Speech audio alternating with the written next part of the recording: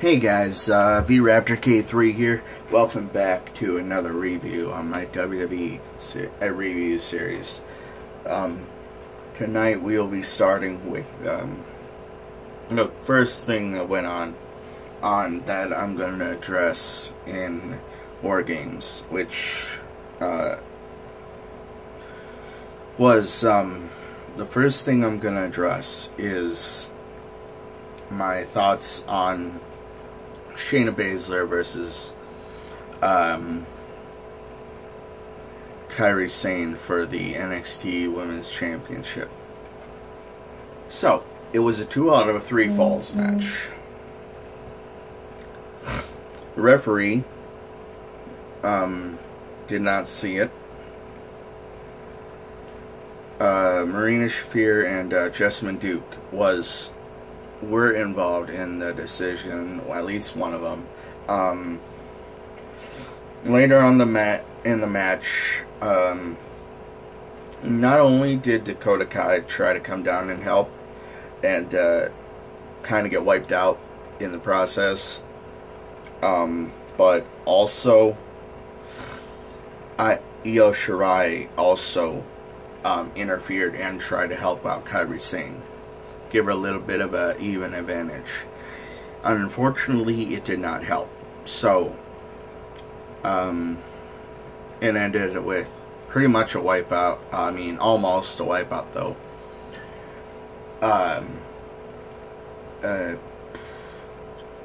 Kairi Sane did get a roll-up. So she got one fall.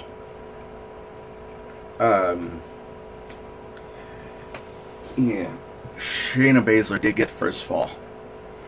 Won it by the submission, pure Buddha clutch. And she won it by Kairi Sane having no choice pretty much but to tap out. So, she won that one. She won the first fall. Second fall, as I said, went to Kairi Sane via roll-up. After, I think it was, I can't remember who exactly distracted Shayna Baszler, but it was somebody that distracted Shayna Baszler. I think it was either Io Shirai or Dakota Kai. I don't think it was Dakota Kai, though. I'm pretty sure it was Io Shirai, because Dakota Kai by that time was already out of the equation. So, Dakota, roll up, 1, 2, 3. Kairi Sane scores a fall. And third fall went to, of course, the women's champion, Shayna Baszler. So, that was decided. Shayna Baszler wins, still NXT Women's Champion. Next thing I'm going to address was also another thing that was, high on everybody's ideas and on everybody's agenda and everybody's thoughts. There is going to be a bonus one in this match. In this one, guys, there's not only going to be 3 as I usually do. There's going to be 1 extra, which is going to be a bonus. And that is going to come actually right now. So, the bonus. Aleister Black versus his attacker, Johnny Gargano. I can't exactly remember who won it now, but I think it was Aleister Black. So, I think Aleister Black ended up winning it. Kind of unfortunate that Aleister Black didn't really get a quote-unquote, redemption on it, but he came out with a good attire, though. I liked it. The spikes and everything on the jacket's shoulders and everything. So, that was pretty cool. I liked that. That was awesome. But in other words, unfortunately, Johnny Gargano lost. No wait, that's not unfortunately, because I think it was Aleister Black won, so he did get the redemption he wanted. So that was pretty cool, I think, as far as I can remember right now. But other than that, the second thing we're gonna address the championship match for the NXT championship. Well, it was of course Velveteen Dream versus Tommaso Ciampa. Velveteen Dream came out sporting kind of a Hollywood Hogan look. It was kind of an interesting choice, and you know, it was surprising that a WWE would do that, even though, you know, seems like WWE is made up with Hulk Hogan, and I just don't know if the fans are really into it yet. I mean, I couldn't really say either way. I mean, I didn't like the idea of him being racist at all. Like, I don't agree with that at all. Not even a single bit. But that was out of line for Hulk Hogan. And I think an apology is, like, just a little but what he needs to do. He needs to full on make amends, like, every place he can. And I don't really know how he would do it, but he needs to, by far.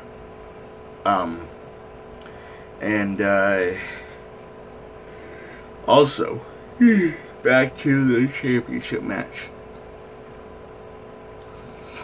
There was a lot of Tommaso Ciampa using that knee brace to gain advantage. Try to take apart the outside the ring padding, like you did with Johnny Gargano. Never got it, actually. You never got to really use it, I don't think. But he did pick up the finish. He it was Purple Rainmaker kicked out of that. Tommaso Ciampa did.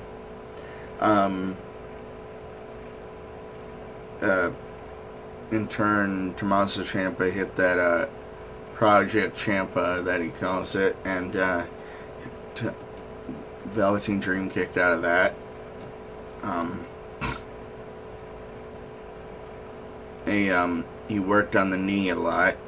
We thought that Tommaso Ciampa was going to tap out at a point. I think it was like a Fatal 4 or something. I can't remember. He even gave it out to Hulk Hogan by hitting a body slam and going for a leg. No, he hit a big boot and then went for a leg drop. So, thing there from playbook of Hulk Hogan. And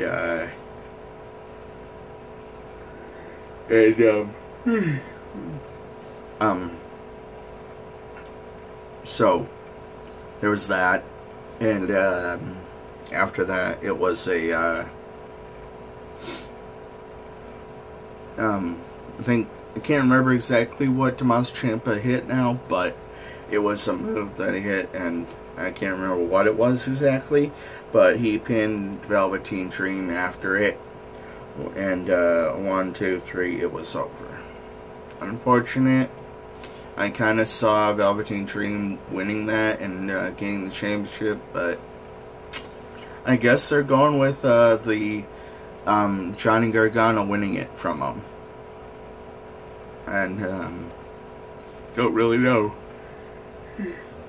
how they're going to do that exactly, but I guess we'll have to see how they're going to do it. Following, and now the last thing we're going to address, the main event, War Games.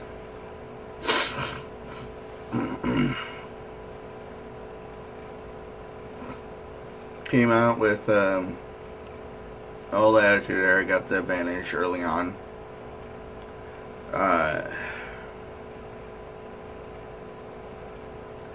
It was thing was Ricochet that started with Adam Cole. We had a bit of an idea of, we didn't really know who was going to start with Adam Cole as the first and the second entrant into the first, like, releasement of another superstar from the Undisputed Era. We didn't really know who was going to start on the Undisputed Era, but we found out it ended up being Kyle O'Reilly.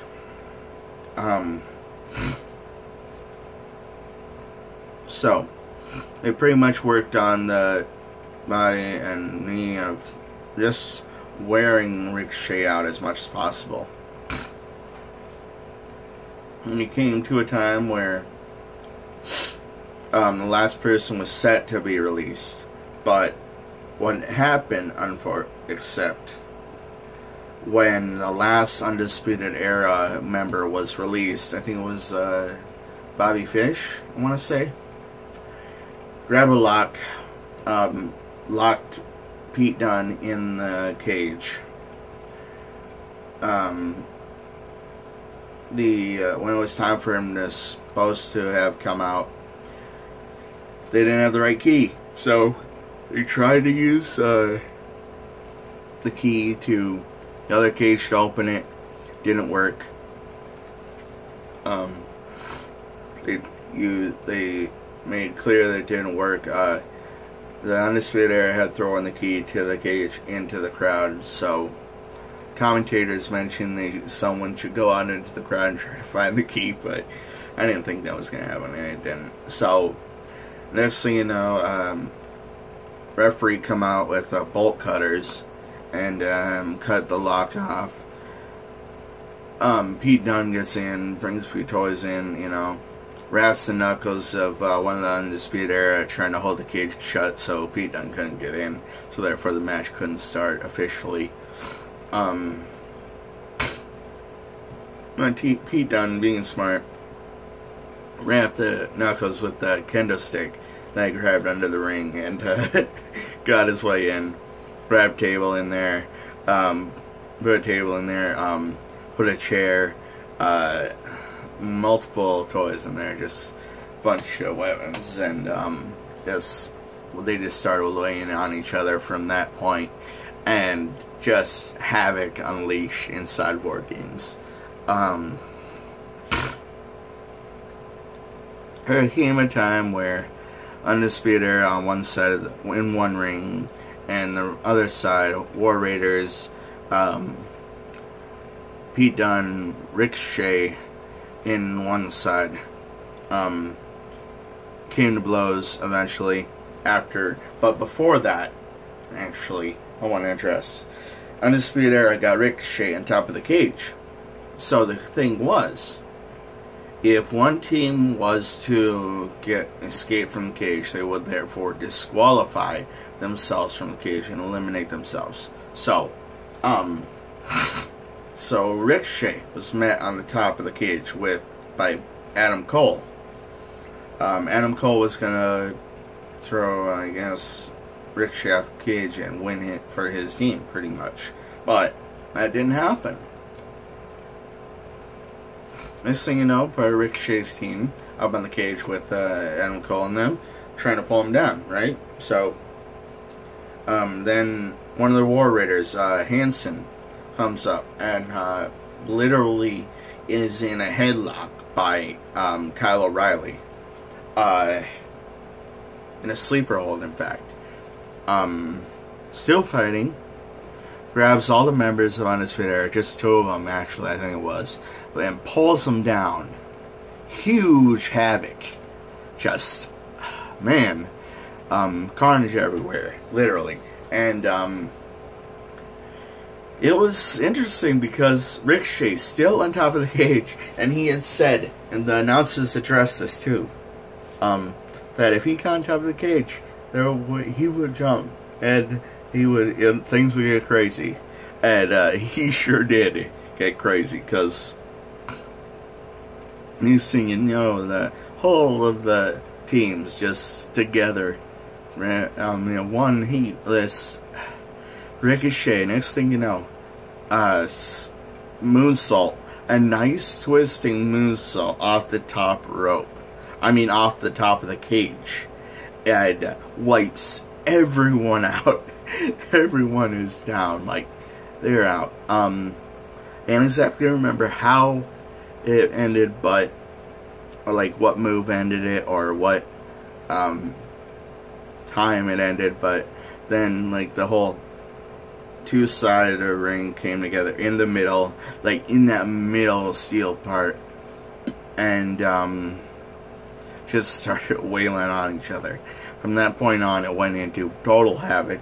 At one point or another, Ricochet hit someone. I don't remember how or what move, but hit someone. I can't remember who, like I said. And 1, 2, 3, it was over. Ricochet picks up the victory. There comes to a point where Ricochet and Pete Dunne are standing face to face. Still tension there in the title for title match they had. That's pretty much where it ended. Like, the whole thing ended right there, like, face to face. What's gonna happen next? Like, and we'll see this week on NXT if, like, anything will happen. I don't do a review of that, so I know a lot of you guys may not watch it, but tomorrow, later in the day, I'll do a review of tonight's Survivor Series.